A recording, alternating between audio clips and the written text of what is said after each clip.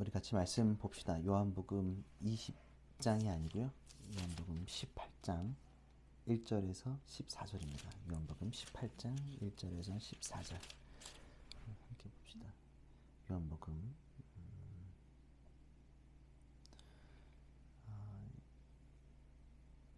요한복음 18장 1절에서 14절 우리 같이 한 목소리로 함께 천천히 읽어봅시다. 예수께서 이 말씀을 하신 뒤에 제자들과 함께 기드론 골짜기 건너편으로 가셨다.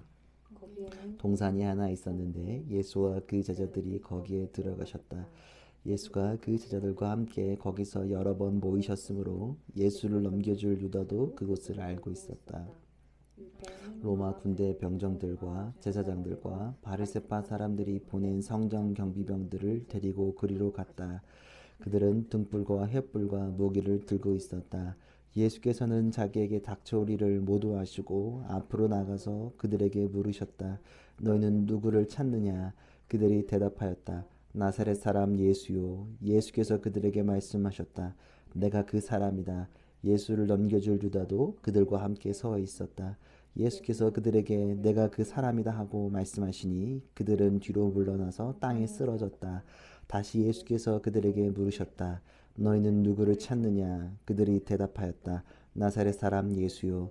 예수께서 말씀하셨다. 내가 그 사람이고 너희에게 이미 말하였다. 너희가 나를 찾거든 이 사람들을 물러가게 하여라. 이렇게 말씀하신 것은 예수께서 전에 아버지께서 나에게 주신 사람을 나는 한 사람도 잃지 않았습니다 하신 그 말씀을 이루게 하시려는 것이었다. 시몬 베드로가 칼을 가지고 있었는데 그는 그것을 빼어 대제사장들의 종을 쳐서 오른쪽 귀를 잘라버렸다. 그 종의 이름은 말고였다.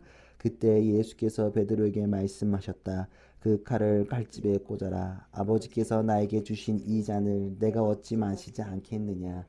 로마 군대 병정들과 그 부대장과 유대 사람들의 성전 경비병들이 예수를 잡아 묶어서 먼저 안나스에게로 끌고 갔다. 안나스는 그 해의 대제사장인 가야바의 창인인데 가야바는 한 사람이 온 백성을 위하여 죽는 것이 유익하다고 유대 사람에게 조언한 사람이다. 아멘. 이 하나님의 말씀입니다. 오늘 요한복음 18장에서 14절 묶임이라는 제목으로 말씀을 나누려고 합니다. 오늘부터 보면은 본격적으로 십자가 사건으로 이제 옮겨집니다. 이제 물론 십자가 사건이 이제 종료주를 시작해서 쭉 왔지만 이제는 이제 뭐 기도나 나눔인 것보다는 정말로 이제 그 우리가 알고 있는 그 장면으로 사순절 기간 계속 요 과정을 밟아갈 것 같아요. 그래서 정말 의도한 건 아니지만 십자가를 한 번 더 돌아볼 수 있을 것 같습니다. 일단 먼저 본문으로 봅시다. 1절에 보면 예수께서 이 말씀을 하신 뒤에 제자들과 함께 기드론 골짜기 건너편으로 가셨다. 거기엔 동산이 하나 있었는데 예수와 그 제자들이 거기에 들어가셨다. 예수가 그 제자들과 함께 거기서 여러 번 모이셨으므로 예수를 넘겨주다도 그것을 알고 있었다. 예수님이 기도를 마치신 저번 주까지 기도했잖아요. 기도를 마치신 제자들과 기드론 골짜기로 이동하셨습니다. 그러니까 기드론 골짜기는 예루살렘성 동쪽에 있는 골짜기입니다. 그러니까 이름의 뜻은 흐리다 탁하다입니다. 이곳에서 유명한 여러 가지 사건이 있었는데 열왕기와 23장 4절에 보면 왕은 힐기야 대제사장들과 부제사장들과 문지기들에게 바알과 아세라와 하늘의 별을 섬기려고 만든 기구들을 주님의 성전으로 밖으로 내놓으라고 명령하셨다. 그리고 그는 예루살렘과 바깥 기드론 들판에서 그것들을 모두 불태우고 그 태운 죄를 베델로 옮겼다. 여기서 이제 바알과 아세라 신전을 태웠던 장소이기도 합니다. 그리고 여기 유명한 건 사무엘하 15장 23절인데 이게 뭐냐면 이렇게 해서 이제 다윗이 압살롬을 피해서 요때 피신했던 곳이기도 합니다. 그러니까 여러 가지로 예루살렘 동쪽에 있는 골짜기입니다. 예루살렘은 이렇게 산으로 되어 있어요. 그래서 나중에 우리가 성지순례를 함께 갈 날이 올 거라고 생각을 한번 해보면 우리도 보통 어른들은 나이 들으셔서 가시던데 네, 너무 좋거든요. 가면 좋은데 하여튼 거기입니다. 그리고 여기 이제 이 골짜기에 동산이 하나 있어요. 자주 모였던 동산이기도 그것을 유다도 알고 있다라고 힌트를 주어주고 사람들이 이 동산 아마 겟세마네 동산입니다. 동산하면 떠오르는 이미지가 있죠.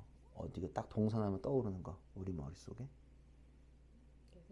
네, 에덴 동산입니다. 동산에서 어떤 일이 있었죠? 뱀의 유혹으로 아담과 하와가 죄에 빠집니다. 뭐 완전 똑같진 않지만 이 동산에서 뱀 같은 유다에게 배신을 당하는 주님입니다. 이 동산은 사실은 죄를 이기는 또 죄를 영광의 그 일이 시작되는 새로운 창조가 떠오르기도 합니다. 그렇죠? 동산 여기는 매치가 되기도 하죠. 유다가 뱀같이 지금 주님을 죄가 아니라 이제 고난의 구렁텅이로 밀어넣는 모습을 우리가 볼 수 있습니다. 그렇죠? 에덴 동산과 이 겟세마네 동산 그런 매칭이 조금 있습니다. 3절에 보면 유다는 로마 군대 병정들과 제사장들과 바리새파 사람들이 보낸 성전 경비병들을 데리고 그리로 갔다. 그들은 등불과 횃불과 무기를 들고 있었다. 예수님과 제자들이 있는 곳에 유다가 로마 군대와 제사장들을 데리고 찾아와요. 그렇죠? 아니까 유다가 팔았잖아요. 팔았다는 게 밀고 했다는 거예요. 여기 있다. 예수가 여기 있다. 근데 여기서 로마 군대를 이야기할 때 스페이라는 단어를 사용하는데 이거는 군단, 그들을 하면 군단, 지금 말하면 대대급 정도의 많은, 그러니까 대대급이라고 하면 한 뭐 3, 400명 정도 대대급이라고 그때가 많은 적은지 모르겠어요. 많은 사람들이 예수님을 잡으러 온 거죠. 이들의 손에는 무기와 횃불이 있죠. 이들이 어둠 속에서 횃불을 들고 오죠. 두려움과 대비되기도 합니다. 그죠? 그들은 그리고 이제 두려움 속에서 이제 횃불을 들고 예수를 찾으러 온 거죠. 그리고 이제 로마의 평화라는 뜻이 있어요. 로마의 평화 뭐냐면 팍스 로마나라는 말을 많이 합니다. 팍스 로마나. 근데 로마의 평화는 뭐냐면 주 1세기, 2세기에 로마가 최고로 번성했던 시기예요. 이들의 평화의 방법은 계속 반복되지만 무기로서 사람들을 억압하며 평화를 유지했어요. 사실은 겉으로는 평화지만 안정적이지만 누군가를 굉장히 억압하고 있는 무기로서 힘으로써 평화를 유지하는 것입니다. 그래서 힘으로써 평화를 유지하는 세력들에게 팍스를 붙여서 비유하기도 합니다. 우리가 비유적으로 그래서 팍스 아메리카나, 팍스 크리스타나 그런 것들 있죠. 힘으로 누르는 기독교인들의 사건이 십자군 전쟁이 있죠. 성전을 재탈환하겠다, 힘으로 누르겠다는 사건들이 팍스가 앞에 붙으면 뭐 긍정적인 느낌보다는 강력적이고 가감적으로 하는 느낌들을 보면 팍스를 많이 붙입니다. 지금 로마의 군인들이 이 강력한 군인들이 예수를 잡으러 온 겁니다. 4절 5절 예수께서는 자기에게 닥쳐올 일을 모두 아시고 앞으로 나와서 그들에게 물으셨다. 너희는 누구를 찾느냐? 그들이 대답하였다. 나사렛 사람 예수요. 예수께서 그들에게 말씀하셨다. 내가 그 사람이다. 예수를 옮겨준 주다도 그들과 함께 서 있었다. 군대와 제사장들 그리고 유다가 예수님 앞에 서죠. 그리고 그들도 묻기 전에 너희는 누구를 찾느냐라고 먼저 이야기하십니다. 근데 이는 공간복음에 나와 있는 부분과는 조금 달라요. 공간복음 마가복음 14장 44절을 보면 마가복음을 보면 그런데 예수를 넘겨준 자가 그들에게 신호를 짜주기를 내가 입을 맞추는 사람이 바로 그 사람이니 그를 잡아서 단단히 끌고 가시오 하고 말하였다. 여기서는 공간복음 지목을 당해. 누구한테 지목을 당할까? 유다? 그쵸. 유다가 지목을 해요. 입을 맞추는 사람이 그 사람이니 잡아가라. 이렇게 딱 얘기하는데 여기서는 요한복음에서는 그렇게 나오진 않아요. 내가 주님 먼저 가세요. 너 누구 찾는 거야? 왜 그럴까? 여태까지 보면 다시 한번 해보면 십자가의 모습은 다르다고 했는데 자, 공간복음 십자가는 어떤 십자가? 조금 순환적이고 기억하세요? 근데 요한복음 무슨 십자가? 무슨 십자가? 느낌이 다르죠. 여기 고난받는 십자가였잖아. 공간복음에서. 근데 요한복음은 계속 주님이 지금 이 십자가를 뭐하고 있어요? 십자가를 예수님이 계속 기다리고 있잖아. 영광의 십자가라고 제가 계속 말씀드렸죠. 그러니까 다르잖아. 그러니까 여기서도 태도가 유다가 먼저 입을 맞추는 게 아니라 주님이 먼저 얘기하는 거. 너 누구 찾는 거야? 이미 아시니까 이걸 받아들일 준비가 되셨잖아요. 이걸 잘 기억하세요. 이게 그냥 성경은 무조건 맥락이 있어요. 요한이 그냥 쓴 게 아니야. 이 사람은 계속 지금 주님이 당당하시고 그 십자가를 기다리는 모습이 계속 나와요. 지금 기다리는 사람이니까 나가서 말을 하지. 너 누구를 찾느냐? 공간복음과 달라요. 너 이 요한복음 이걸 하면 능동적으로 고난에 참여하다. 좀 멋있게 표현하면 능동적으로 라고 얘기할 수 있습니다. 자, 그리고 특별하게 또 마가복음 공간복음에 마가복음 14장 35절에 36절을 보면 제가 좀 읽어 드릴게요. 마가복음 14장 35, 36 그리고서 조금 나아가서 땅에 엎드려 기도하시기를 될 수만 있으면 이 시간에 자기에게서 비켜가게 해달라고 하셨다. 예수께서는 이렇게 말씀하셨다. 아빠 아버지 아버지께서는 모든 일을 하실 수 있으니 내게서 이 잔을 거두어 주십시오. 그런데 뜻대로 하지 마시고 아버지의 뜻대로 해주십시오. 그러니까 공간복음에서는 너무 고뇌하고 씨름하시는 부분이 있어요. 가급적 비껴가게 해달라고 하시지만 요한복음은 아니야. 받아들여. 그리고 이미 아시고 나아가는 모습을 할 수 있죠. 그리고 6절에 보면 내가 그 사람이다. 이거 뭘까? 내가 그 사람이다. 헬라어로 하면 내가 그 사람이다. 내가 그다. 에고이미. 나다. 반복되고 있죠. 네, 반복되고 있는 거예요. 여러분들 잘 기억하세요. 그냥 듣고 흘리면 안 돼. 이거 계속 요한복음 반복되고 있는 건데 에고이미 나다. 그거 나야. 너나 천 사람 나야. 라고 이야기합니다. 6절에 보면 예수께서 그들에게 내가 그 사람이라고 말씀하시니 그들은 뒤로 물러나서 땅에 쓰러졌다. 그 말씀을 마치셔. 내가 그 사람이다 라고 하니까 사람들이 쓰러져 버렸어. 거룩함을 경험할 때 경험하게 되는 것이 첫 번째 공포입니다. 그렇죠? 성령 체험이나 하나님을 맞닥뜨리는 사람의 이야기를 들으면 무섭다라는 느낌이 들기도 합니다. 우리 수련회 같은 데 가면 막 뒤집어지고 하는 모습들을 보면 무섭죠.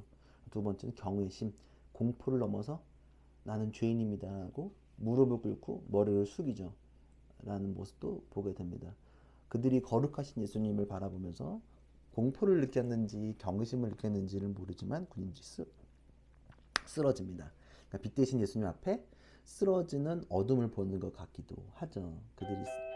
그들이 쓰러져 버립니다. 좀 이따 문 앞에 있는 거니까. 그 다음에 7절 8절 다시 예수께서 그들에게 물으셨다. 너희는 누구를 찾느냐? 그들이 대답하였다. 나사렛 사람 예수요. 예수께서 말씀하셨다. 내가 그 사람이라고 너희에게 이미 말하였다. 너희가 나를 찾거든 이 사람들을 물러가게 하여라. 다시 질문을 주고받죠. 예수님은 다시 말씀하시곤 제자들을 풀어달라고 이야기합니다. 끝까지 제자들을 생각하시는 모습을 계속 제자들을 위해서 기도했잖아요. 그러니까 계속 보게 되죠. 그러면 이제 요런 생각 왜 하셨을까? 9절 해석은 예수님의 말이 아니라 요한의 천부적 이야기예요.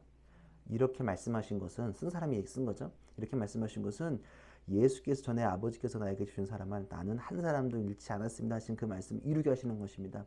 이게 어디냐? 요한복음 10장 10절 11절 우리 했던 거 도둑은 다만 훔치고 죽이고 파괴하려고 오는 것뿐이다. 나는 양들이 생명을 얻고 또 넘치게 하려고 왔다. 나는 선한 목자이다. 선한 목자는 양들을 위하여 자기 목숨을 버린다. 이 말을 다시 한번 더 강조하는 겁니다. 상기시키시는 거죠. 10절 11절 시몬 베드로가 칼을 가지고 있었는데 그는 그것을 빼어 대제사장의 종을 쳐서 오른쪽 귀를 잘라버렸다. 그 종의 이름은 말고였다. 그때 예수께서 베드로에게 말씀하셨다. 그 칼을 칼집에 꽂아라. 아버지께서 나에게 주신 이 잔을 내가 얻지 마시지 않겠느냐. 자, 베드로가 칼로 대제사장의 종 말고의 귀를 잘라버려요. 요거는 또 요한복음에 기록되어져 있죠. 있어요. 하여튼 요한복음에 저기도 있고 기록되어져 있고 베드로는 지금 예수님의 길을 잘 알지 못해요. 그래서 칼로 귀를 잘라버렸어요. 그러니까 베드로의 급한 성격과 마초적인 모습을 엿볼 수 있는 부분이기도 합니다. 그리고 예수님은 베드로의 행동을 보고 칼을 집어넣으라고 해요. 그리고 이 고난의 성배를 마셔야 한번 말씀하시죠. 그러니까 베드로의 어떤 방법을 주님 제지하신 거죠? 앞서 대비되는 모습이 있죠. 칼 하면 지금 누구의 칼? 대비되는 칼이 어디에 칼이 있죠? 오늘 본문에서 빨리 눈을 돌리면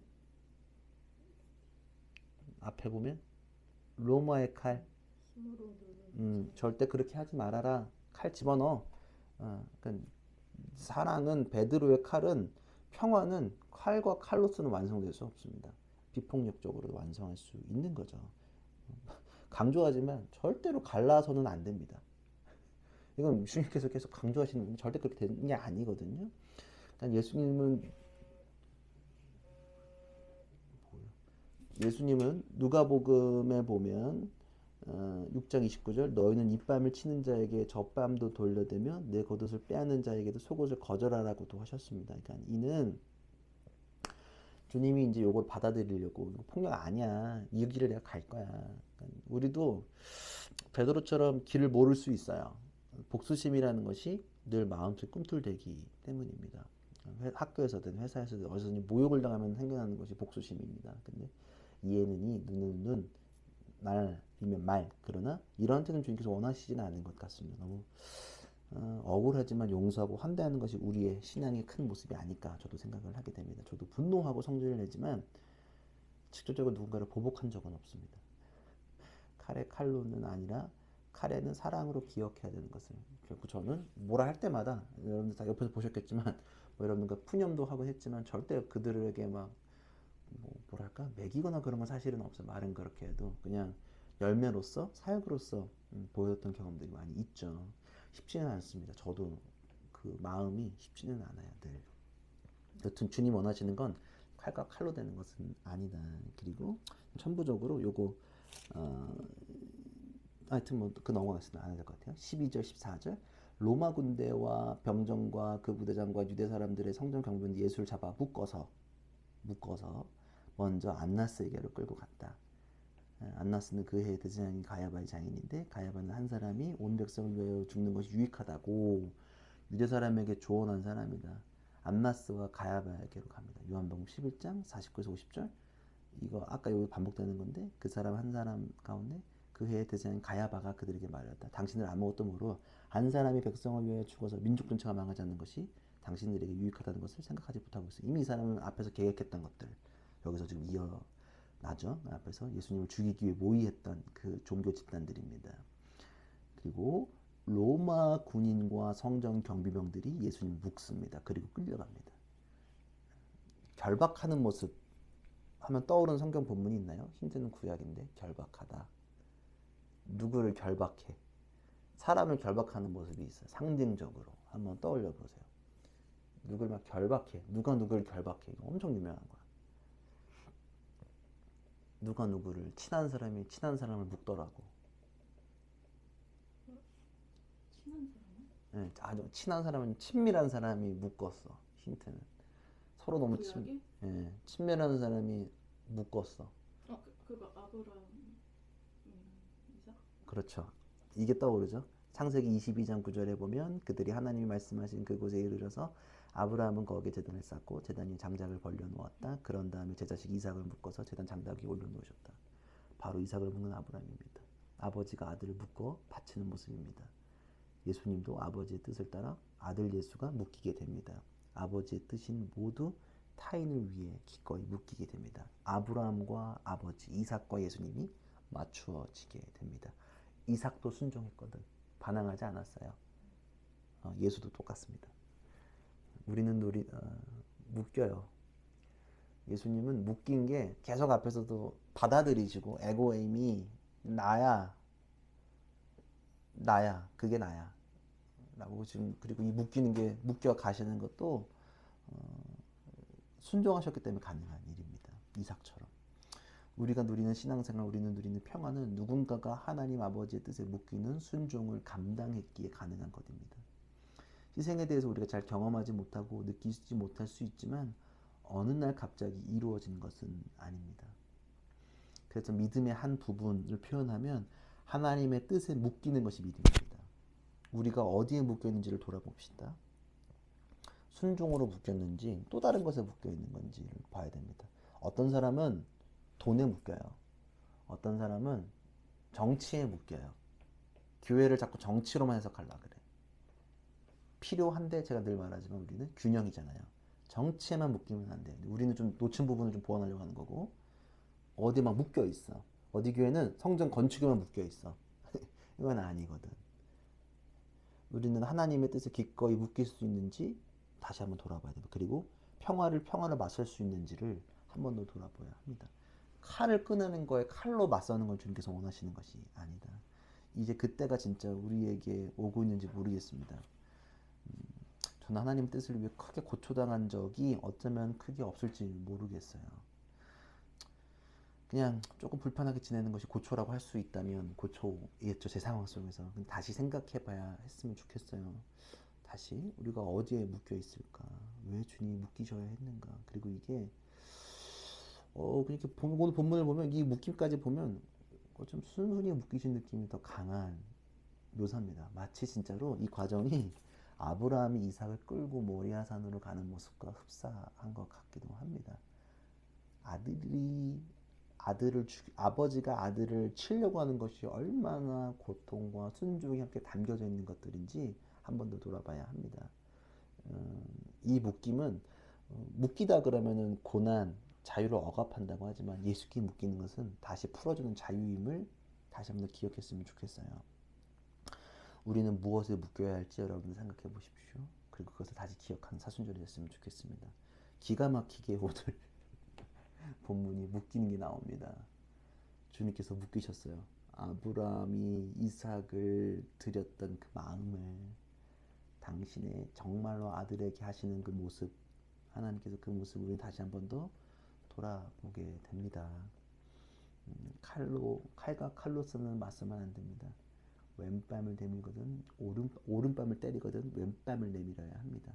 어떤 해석자는 뺨 때릴 때 오른손잡이니까 왼뺨 때리려면 어떻게 때려야 되지? 이렇게 잠깐만.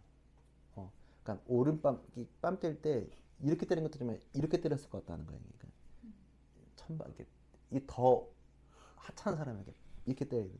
이것도 우리는 견딜 수 있는가? 우리는 이렇게만 때리는 생각하는데 만약에 오른손으로 오른뺨 내밀려고 했는데 오른뺨을 내밀려고 했잖아.